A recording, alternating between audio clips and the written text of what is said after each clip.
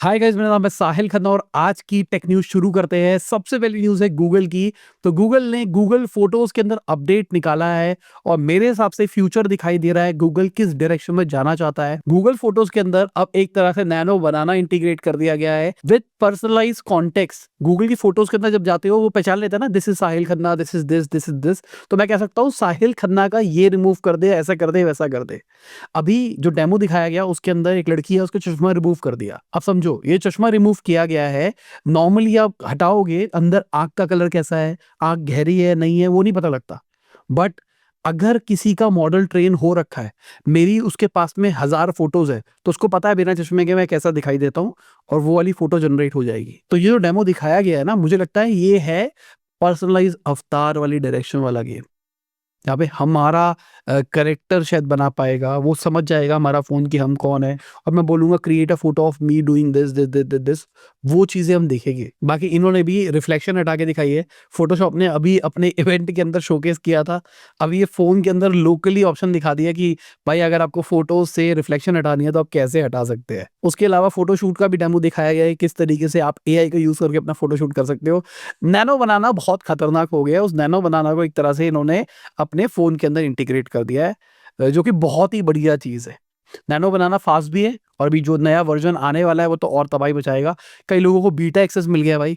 आप में से किसी को मिला तो मेरे को बताना भाई, एनीडेस्क पे आके या फिर ज़ूम मीटिंग पे आके एक बार मैं टेस्ट करना चाहूँगा। इसके अलावा फ़ोटोशॉप का भी भाई एक डेमो निकला है, बहुत ही खतरनाक गेम दिखाई दे रही है, जहाँ पर नैनो बनाना का यूज़ करके एक इमेज जनरेट करी गई है, जिसमें बहुत सारे कैरेक्टर्स डाले गए हैं। एक लड़की डाल दी है, एक अंकल डाल दिए है, उसको पॉइंट कर दिया कि भाई इनको यहाँ पे डाल दो। ये वाला जो सीन है ये आप नैनो बनाना में भी कर सकते हो। किसी भी टूल से ऐसा टाइप का कुछ बनाओ और नैनो बनाना आपको ये बना के दे देगा। बट मेन जो चीज़ है ना भाई, इस फ़ोटो को जब ये फायरफ्लाई में लेके गए हैं वो है, यहाँ पर फ़ोटो से वीडियो बनती हुई दिखाई दे रही है। हम भी इसी टाइप का ही प्रोसेस फ़ॉलो करते हैं। जैसे आपने देखा होगा कि मेरी एक फ़ोटो लेते हैं, उसके अंदर कुछ मेरा अवतार बनाते हैं, उसके बाद में उससे कुछ काम करवाते हैं। ये जो काम है यही प्रोसेस हम भी फ़ॉलो कर रहे हैं। नैनो बनाना का यूज़ करके मेरा क्लोन टाइप्स बनाया जाता है, जिससे अलग-अलग चीज़ें कराई जाती है। उसके बाद में हम उसको वीओ पे ले जाते हैं और वीओ से हम वीडियो जनरेशन बना लेते हैं। बट यहाँ पर एक बहुत बड़ी प्रॉब्लम देखने को मिलती है, वो है कैरेक्टर कंसिस्टेंसी ऑन मल्टीपल लोग। फॉर एग्जाम्पल, अगर आपको मेरी कैरेक्टर कंसिस्टेंसी चाहिए तो हमने एक फोटो से बनाया है। तो हाय गाइस, मेरा नाम है साहिल खन्ना, ऐसे बात करता है। जब ये करता है ऐसे करेगा, क्योंकि उसको पता नहीं है मैं बात करते हुए कितना मुंह खोलता हूँ, मैं हंसते हुए कितने दांत बाहर निकालता हूँ। उसको बस ये वाला एंगल पता है मेरे फेस का, तो उसको ये वाला एंगल नहीं पता, उसको ये एंगल नहीं पता, उसको ये नहीं पता, ये नहीं, बाकी एंगल नहीं पता ना। तो मेरे हिसाब से यही लिमिटेशन रह जाती है फोटो जनरेशन के ऊपर और वीडियो जनरेशन के ऊपर। अभी मैंने बोला ना गूगल फोटोज की डायरेक्शन दिखाई दे रही है, मुझे लगता है यही फ्यूचर होने वाला है, जहां पर मेरा अवतार टाइप बन जाएगा, उसके बाद मेरा अवतार मैं यूज कर पाऊंगा। सोरा इसी टाइप का कुछ कर रहा है। मैंने अभी तक सोरा का मैं अपना कैरेक्टर बना के नहीं देखा। पता नहीं कब तक आएगा मेरे पास में एक्सेस। सोरा होने के बावजूद भी मैं अपना अवतार नहीं बना सकता, क्योंकि हम इंडिया में रहते हैं और वीपीएन भी काम नहीं करता एप्पल के अंदर। बाकी मुझे लगता है जेमिनी वाले भी इसको क्रैक कर देंगे। इसके अलावा मेटा की बात करके चले तो उनका जो एआई चीफ साइंटिस्ट थे, उन्होंने रिजाइन कर दिया है भाई। अपनी खुद की एआई स्टार्टअप खुलने वाले हैं वो, और कहा जा रहा है कि वो खुश नहीं थे जिस तरीके से मार्क ज़ुकरबर्ग की अब अप्रोच रह रही है।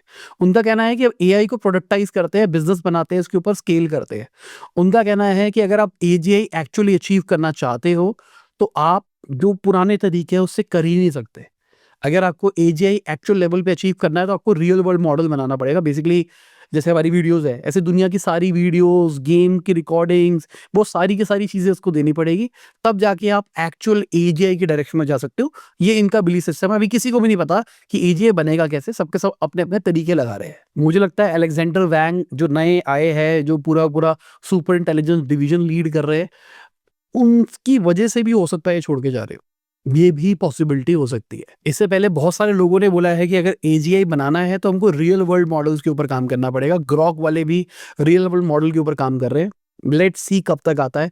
पहले तो कहा जा रहा था इस साल के एंड तक आएगा, अब कहा जा रहा है फर्स्ट क्वार्टर में आएगा। डिले हो गया। एलॉन मस्क की हिस्ट्री रही है, वो अनाउंस कर देते हैं पर चीजें लेट आती है, और वही एक्सपेक्टेशन थी वही होता हुआ दिखाई दे रहा है। बाकी गूगल वालों ने सीमा 2 एआई एजेंट रिलीज किया है और कहीं ना कहीं बहुत ही खतरनाक डायरेक्शन दिखाई दे रही है। ये जो आप वीडियोस देख रहे हो ना, ये गेम की वीडियोस है, बट इसको एक तरह से एआई खेल रहा है, कोई इंसान नहीं खेल रहा है। एआई अपने आप सोच रहा है कि किस तरीके से एक 3D एनवायरनमेंट में घूमना है, इंटरैक्ट करना है। अगर वो गलतियाँ करता है तो उससे सीखता है और अपने आप को अपग्रेड करता चला जाता है। एक बार एआई को एक गेम के बारे में सारी चीज़ें पता लग गई, तो उसी लर्निंग को दूसरी गेम के ऊपर भी अप्लाई कर सकते हैं। अब इसका मतलब क्या है कि अब हम गेम्स खेलने के लिए एआई का यूज़ करेंगे। कई लोग कह सकते हैं कि जैसे जीटीए जैसी गेम्स है, उसके अंदर अब ये वाले मॉडल्स यूज़ होते हैं, जहाँ पर जो डेमो कैरेक्टर्स होते हैं, एनपीएस होते हैं, उनके लिए ये वाला मॉडल यूज़ होगा। बट मुझे लगता है ये बड़ी गेम है, ये रोबोटिक्स के लिए काम हो रहा है। ये जो मॉडल है, ये अभी आर्टिफिशियल गेमिंग वर्ल्ड के अंदर इंटरैक्ट कर रहा है। जब ये सीख जाएगा ना, तो ये रियल वर्ल्ड में भी उसी थ्योरीज को लगाना शुरू करेगा और रोबोटिक्स के अंदर बहुत बड़ा प्लेयर हो सकता है, मुझे ऐसा लगता है। बाकी अगर आप देखोगे, एक जबरदस्त लेवल का लीप है प्रीवियस वर्जन से। और रोबोटिक्स की बात करके चले तो रशिया ने एक डेमो किया था भाई रोबोट का। उनका पहला रोबोट था जो कि लोकली एआई रन कर रहा था। मॉडल फ्लॉप होता हुआ दिखाई दिया, मुंह के बल गिरा है भाई वो रोबोट। फाउंडर का कहना है कि कोई बग वग नहीं था, बेसिकली लाइट बहुत कम थी, इस चक्कर में सेंसर डिटेक्ट नहीं कर पाया वगैरह वगैरह। बट मुझे समझ में नहीं आई बात। इंफ्रारेड कैमरे तो लगाए जा सकते थे ना, मतलब इतनी बड़ा काम तो था नहीं। अगर आपको डेमो करना था तो नॉर्मली पहले एक बार ट्राई भी किया जाता है। जब बड़े इवेंट्स होते हैं ना, तो जैसे आज इवेंट होना, तो उससे एक दिन पहले रिहर्सल होती है। तो रिहर्सल में भी तो लाइट्स चेक करी गई होगी ना, या फिर पता नहीं भाई। बाकी एक नई ऐप आई है 2Y करके, जो कि 3 मिनट की एक वीडियो से अवतार बना सकती है, जिससे आप इंटरेक्ट कर सकते हो सदियों तक। डेमो दिखाया गया और बहुत ही इमोशनल डेमो कहूंगा मैं। मल्टी लैंग्वेज है, 40 लैंग्वेजेस में कह रहे हैं। 3 मिनट की एक वीडियो बनानी है आपको किसी भी अपने लव्ड वन की, उसके बाद में वो एक तरह से फोन के अंदर अमर हो जाएगी। और इनका कहना है लोकली काम कर रहा है ये जो मॉडल है, ये क्लाउड के रिसोर्सेज नहीं ले रहा, फोन के अंदर ही इन्होंने बहुत ही बढ़िया सिस्टम बना दिया, जहाँ पर ये सारा का सारा काम हो पा रहा है। यही मैं कह रहा हूँ, future is on device processing सब कुछ, और इन्होंने अभी करके दिखा दिया है। आप समझो, ये ना मैंने किसी वेब सीरीज या किसी में देखा था। ये कर क्या रहे हैं, जैसे किसी की आपके पूर्वज की डेथ हो गई और आपने उनका मॉडल बना रखा था।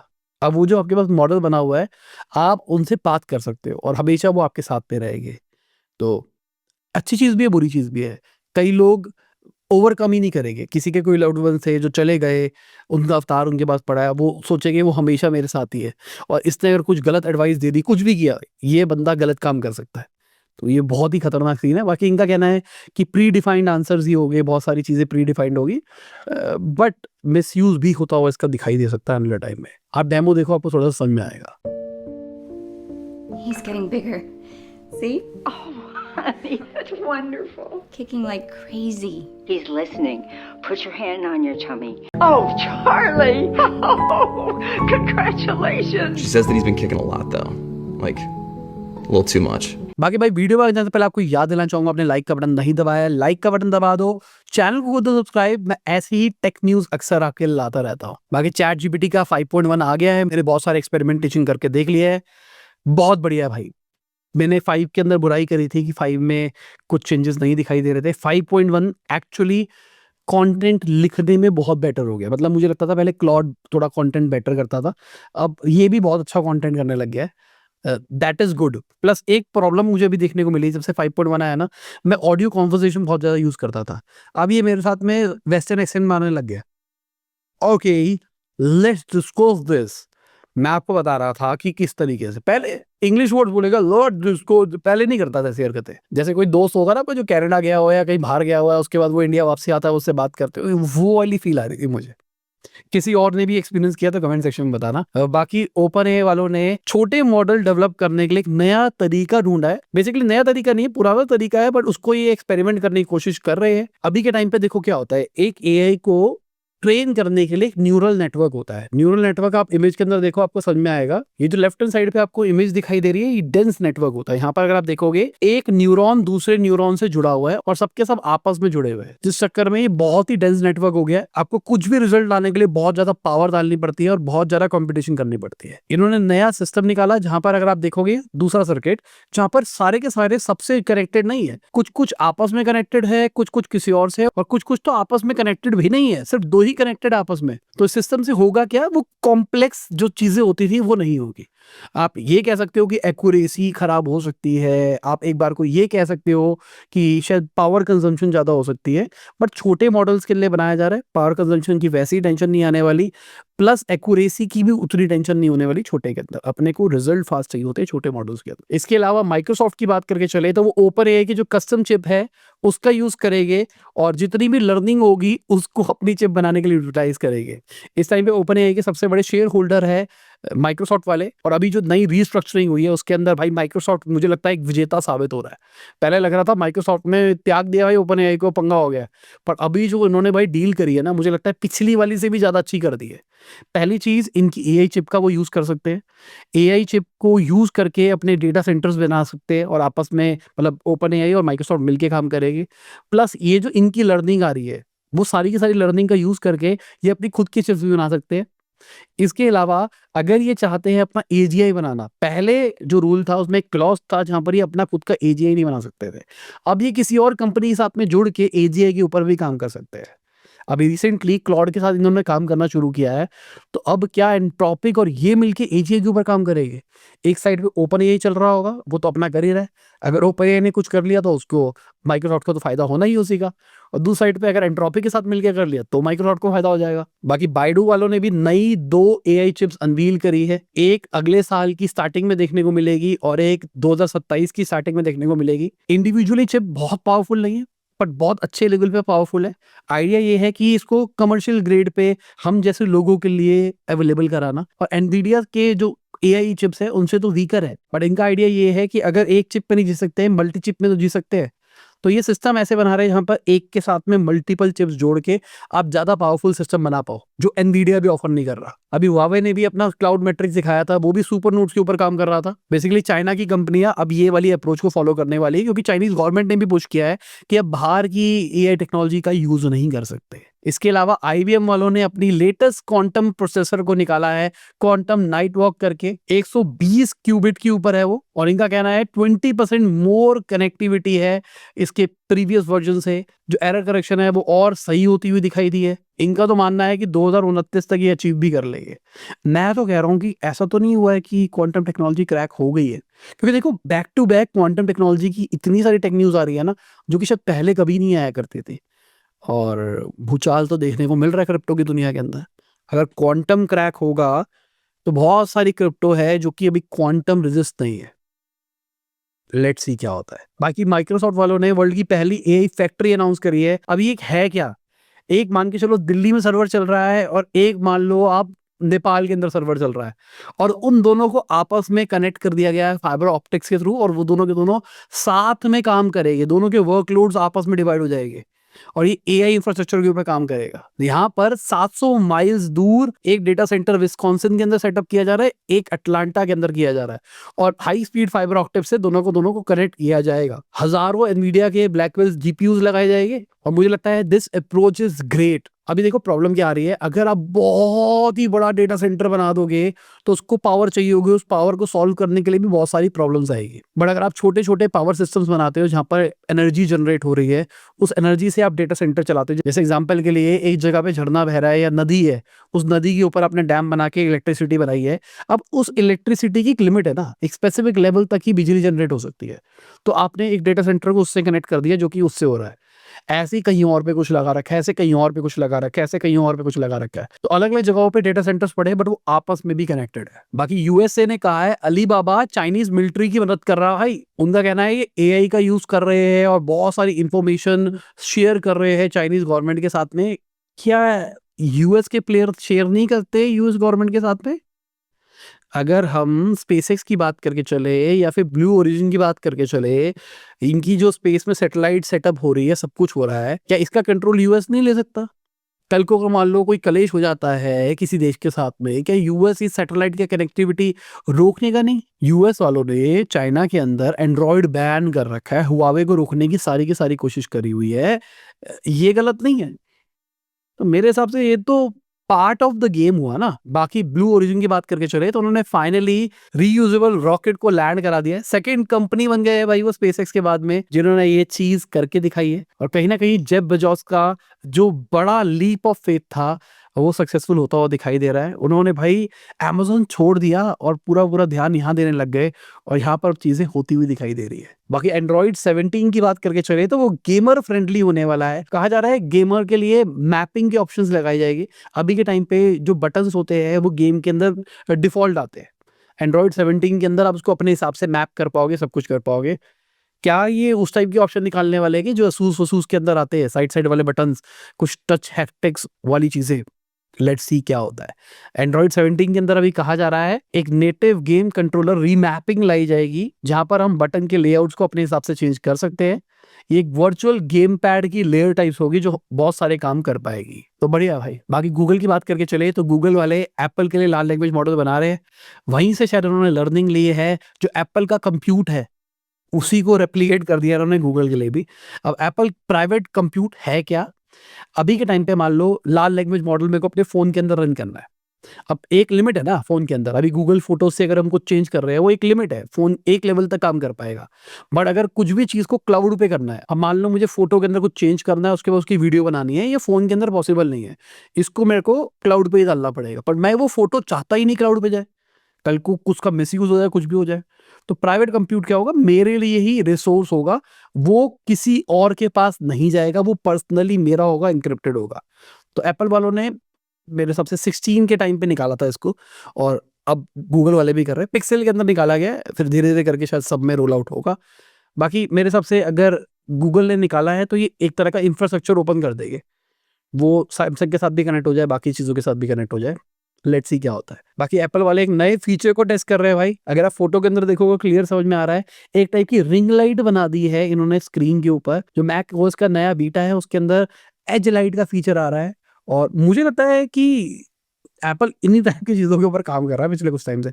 अच्छी चीज़ है, नो डाउट अच्छी चीज़ है कि भाई अगर वाइट स्क्रीन होगी तो आपको ब्राइटर दिखाई देगा, चेहरा थोड़ा ब्राइटर होगा, प्लस रिंग वाली फीलिंग आएगी आंखों के अंदर, और फेस के प्रोपोर्शंस बेटर दिखाई देंगे, क्योंकि रिंग का फायदा होता है ना, हर जगह लाइट पड़ती है ढंग से। तो मेरे हिसाब से अच्छा फीचर है, स्मार्ट फीचर है, और सबके सब कॉपी भी मार सकते हैं इसको। बाकी दीपेंद्र गोयल जी की जो कॉन्टिन्यू रिसर्च कंपनी है जहाँ पर उन्होंने इन्वेस्ट कर रखा है, आइडिया ये है कि इंसान को अमर बनाना है।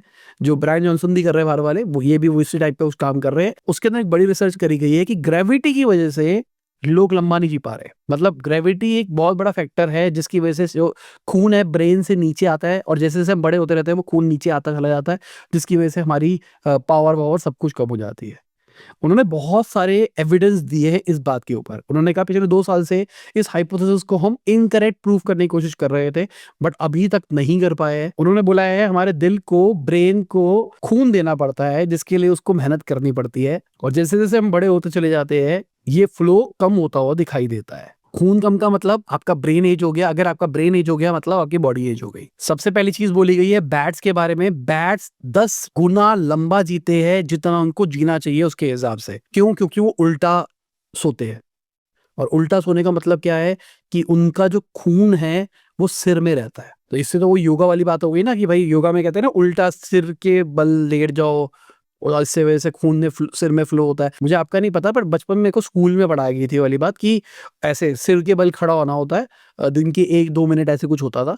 तो मैंने बचपन में करता भी था, तो ये वही वाली बात दिखाई दे रही है। इन्होंने बोला है कि 50% जो योगा पोजेज होते हैं उसमें head below the heart posture के अंदर होता है, और यही रीजन है जो योगीज होते थे उनका लाइफ स्पैन बड़ा होता था। इसके अलावा जो लोगों की हाइट लंबी होती है वो कम जीते हैं, जो छोटे होते हैं वो लंबे जीते हैं। साइंस के पास इसका आंसर नहीं था, बट ये एविडेंट था कि ऐसा देखने को मिला है। शायद ये भी वही रीजन है इनके हिसाब से। अगर बंदा बड़ा होगा तो हार्ट को ज्यादा मेहनत करनी पड़ेगी, यहाँ तक खून पहुंचाने में जल्दी जल्दी दिक्कतें आ सकती है। अगर छोटा होगा तो ये चीजें जल्दी होती हुई दिखाई देगी। इनकी रिसर्च का कहना है कि एवरेज बंदे की अगर हम ब्लड फ्लो की बात करके चले ब्रेन के अंदर, वो 0.3 से 0.74% हर साल कम होता हुआ दिखाई देता है। फोटो के अंदर भी ये चीज देखने को मिल रही है। अगर आप ये चार्ट देखोगे यहाँ पर भी क्लियर दिखाई दे रहा है कि एक टाइम पे सेरिब्रल जो ब्लड फ्लो होता है वो बहुत फास्ट होता है, और धीरे धीरे करके वो घटता चला जाता है। तो इसका मतलब क्या है कि जो उल्टा सिर के बल इन्वर्जन वाली चीजें होती है, अगर हम वो करने लग जाए तो हम लंबे जी सकते हैं। स्टार्टिंग के अंदर ब्लड फ्लो सही है, अगर आप ग्राफ के अंदर भी देखोगे तो 30-35 तक ठीक दिखाई दे रहा है, उसके बाद में घटता हुआ दिखाई दे रहा है, 40-45 के बाद ड्रास्टिकली नीचे जा रहा है। इसका मतलब क्या है, 30-35 के बाद सिर के बल उल्टा खड़ा होना शुरू कर दो। बाकी इन्होंने बोला है कि और भी फैक्टर्स हो सकते हैं, अच्छी डाइट आपको रखनी पड़ेगी, अच्छी नींद आपको लेनी पड़ेगी, एक्सरसाइज करनी पड़ेगी और साथ में ये वाला फैक्टर भी हो सकता है। ठीक है भाई, अच्छी बात है। मतलब मुझे लगता है कि स्कूल में मेरे को जो सिखाया गया था वो काम आता है। मैंने ऑलमोस्ट, मैं कह रहा हूँ, मैंने लास्ट सिर के बल जो किया होगा वो किया होगा 2018 के आसपास। नहीं, मैंने कोविड टाइम पे भी किया है। जब भी मुझे, मैं बताता हूँ मैं कब यूज़ करता हूँ, मैं करता हूँ इसको, अभी भी करता हूँ, मतलब अभी तो नहीं, मतलब बहुत टाइम से नहीं किया। जब ब्रेन फॉग हो जाती थी ना, जब बहुत ज़्यादा वर्कलोड होता था, बहुत बुरा हाल हो जाता था, तब मैं सिर के बल खड़ा हो जाता था, ऐसे सिर के बल लेट जाता था बेड के ऊपर ही, कोई वो योगा वोगा वाला पोज नहीं, दीवार की साइड लगा के सिर के बल ऐसे खड़ा हो जाता था।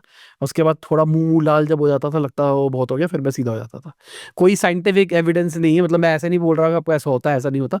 मैं अपना बता रहा हूँ कि क्या होता था और मुझे थोड़ा बेटर दिखाई देता था। कोविड के बाद मैंने नहीं किया, मतलब बेसिकली कोविड के बाद लाइफ थोड़ी सी रिलैक्स होती चली गई, कंपनी बिक गई, फिर मेरे को कभी स्ट्रेस वाला हुआ ही नहीं वैसे, तो इसलिए मैंने वो किया नहीं। बाकी मुझे लगता है अब करना चाहिए भाई, उम्र हो रही है भाई, 34 साल का तो हो ही गया हूँ, तो अब करूंगा मैं। बाकी इसी के साथ में हमारी आज की वीडियो खत्म होती है। उम्मीद करता हूँ आपको मजा आया होगा। लाइक कर देना, शेयर कर देना, कमेंट करना वीडियो कैसी लगी। बाय, गुड नाइट, शबा के, खुदा हाफिज़, गुड मॉर्निंग, गुड आफ्टरनून, जब भी आप वीडियो देख रहे हैं। जय हिंद, वंदे मातरम, दुआ में याद रखना।